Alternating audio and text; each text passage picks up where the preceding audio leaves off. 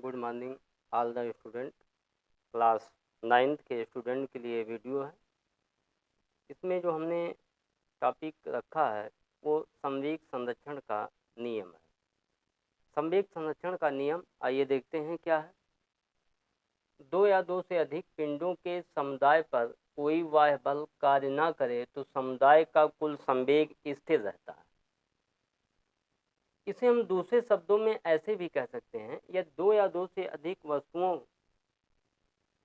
गतिमान है तो टक्कर के पहले कुल संवेग टक्कर के बाद कुल संवेग बराबर होता है। क्योंकि ये फार्मूला है, यहाँ पर लिखा जा सकता है कि कुल संवेग अगर p मान लेते हैं तो p = नियतांक होता है। ये किसका सिद्धांत है? ये संवेग संरक्षण का सिद्धांत है। कंडीशन इसका है कि इस पर कोई बाह्य बल कार्य ना करे। ये भी एक कंडीशन है, इस पर कोई बाह्य बल कार्य ना करे। तो कोई बाह्य बल जब कार्य नहीं करेगा तो टक्कर के पहले इसका जो संवेग था ये टक्कर के बाद कुल संवेग के बराबर होता है। ये संवेग संरक्षण का सिद्धांत है या संवेग संरक्षण का नियम है। उदाहरण के लिए देख लेते हैं, यहाँ पर एक मान लेते हैं वस्तु है A और एक दूसरी वस्तु थी B। ये कितने वेग से गति कर रही थी? u1 और ये कितने वेग से? u2। कुछ समय बाद ये आपस में टकरा जाती हैं तो ये हो जाएगा B टक्कर के समय, और टक्कर के बाद इनका वेग मान लेते हैं v1 हो गया A का, और B का कितना हो जाएगा? B का हो गया v2 हो जाता है। तो टक्कर के पहले इसका वेग u1 था, टक्कर के बाद इसका वेग u2 था, टक्कर के पहले संवेग u1, टक्कर के पहले B का संवेग u2 और टक्कर के बाद A का संवेग v1 और B का वेग v2 है। तो यहाँ लिख देते हैं टक्कर के पहले की स्थिति है ये, टक्कर के समय और ये जो है टक्कर के बाद। बहुत इम्पोर्टेंट टॉपिक है, टक्कर के बाद। आइए देखते हैं, इसको हम लिख सकते हैं टक्कर के पहले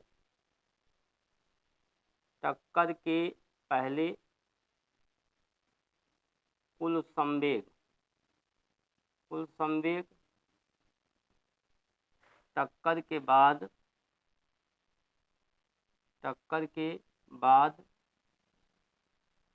कुल संवेग बराबर होता है।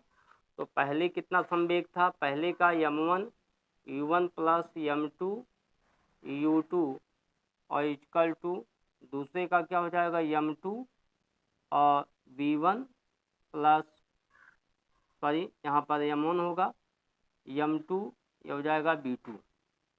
ये हो गया टक्कर के पहले संवेगों का योग टक्कर के बाद संवेगों के योग के बराबर होता है। आप इसको इस तरह से भी लिख सकते हैं, m1 को इधर ले आइए या m2 को उधर ले जाइए, उस तरह से भी आप लिख सकते हैं इसको। ये सूत्र हो गया इसमें। इसी में यदि हम लिखें, माना इसमें B का वेग, B विराम में है या रेस्ट में है, B का प्रारंभिक वेग u2 जो हमने माना है वो 0 है। तो u2 का मान 0 है, वो रेस्ट में है। इसमें से कोई भी आप रेस्ट में मान सकते हैं। तो यहाँ हो जाएगा m1 u1 प्लस m2 और यहाँ 0 लिखेंगे और plus m1 b1 plus m2 b2। तो यहाँ ये 0 हो जाएगा, तो यहाँ भी एक सूत्र बन जाएगा। इस तरह से आप आंकिक प्रश्न को सॉल्व करेंगे। इसी तरह से इसका जो आंकिक प्रश्न है वो हल किया जाता है। इसमें जो रेस्ट में दिया रहेगा कि कोई वस्तु रेस्ट में है, तो जो रेस्ट में रहेगा उसका वेग हम 0 रखेंगे इस फार्मूले में। तो हमारा स्टैंडर्ड फार्मूला यही है और इस फार्मूले के अनुसार हम आंकिक प्रश्न को हल करेंगे।